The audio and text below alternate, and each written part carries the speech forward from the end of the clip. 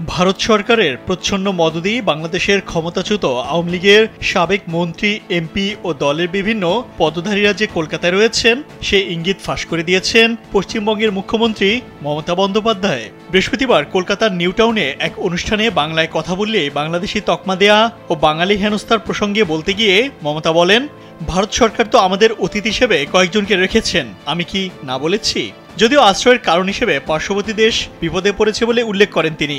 মমতা আরো বলেন, অতিথি হিসেবে রাখার রাজনৈতিক কারণ রয়েছে, কিন্তু আমরা তো কিছু বলিনি। কেন্দ্রীয় সরকারের উদ্দেশ্যে মমতা বলেন, আপনারা কেন বলবেন বাংলায় কথা বললে বাংলাদেশি? মমতা বলেন, ১৯৭১ সালে ইন্দিরা মুজিব চুক্তির ফলে ভারতে আসা উদ্বাস্তুরা সকলে অবশ্যই ভারতের নাগরিক, বাংলাদেশি কোনোভাবেই নয়। স্যান্ডেলিনা সো, রূপচর্চায় আভিজাত্য।